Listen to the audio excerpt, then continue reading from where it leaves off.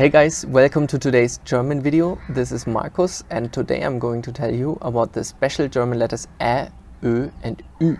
That's the A with the two dots on top, Ö with the two dots on top and Ü with the two dots on top. So how do we pronounce them? The Ä letter means the A with the two dots is just like the Hindi Ä.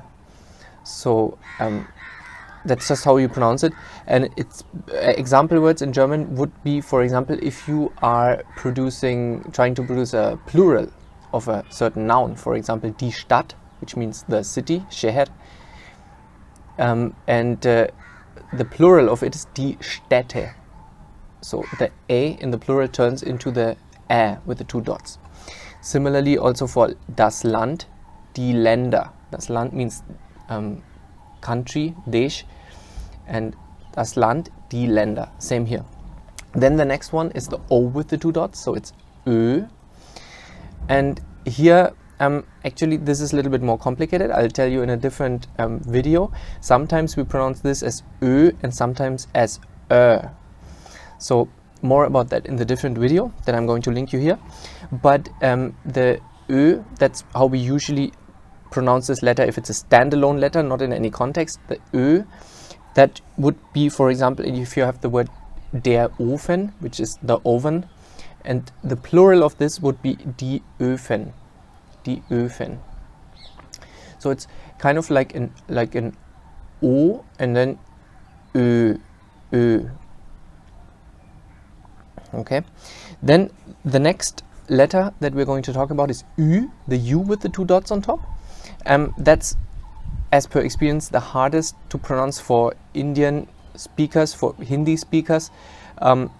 So that is like an U.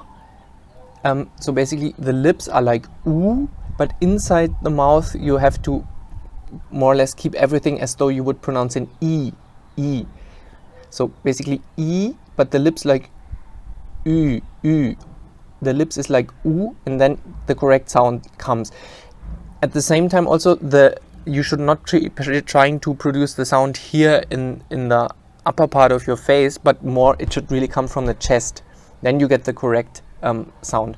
So like I, Ü, Ü. Okay, it comes from here. So one example, for example, would be the German number 5, which is fünf, fünf, Ü, fünf.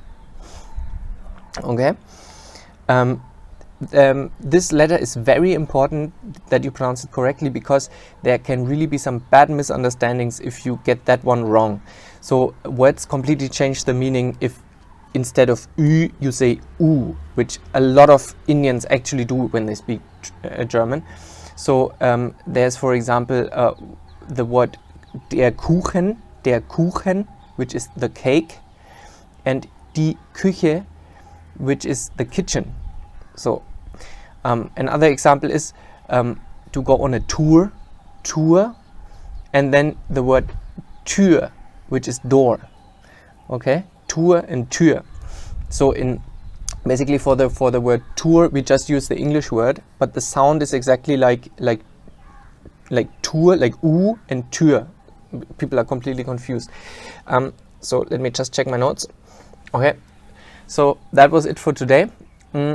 Practice those and really try to get used to saying these letters and to the sounds of it.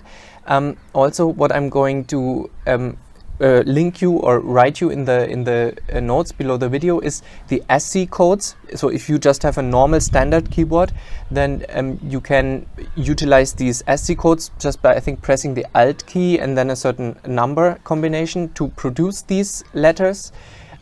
Otherwise, if you don't have that available, you can also just combine each of these vowels with an E. For example, if you can't write Ä, you just write AE, and every German knows that this produces the Ä sound. Similarly, OE would be Ö and UE would be Ü. So we also do that sometimes when we don't have these special letters available, these special characters, we just use that. Okay, so that was it for today. If you liked the video, give it a thumbs up, comment, subscribe to the channel, hit the bell button so you get a message whenever there's a new video, and I'm going to see you next time. Bye. Yo,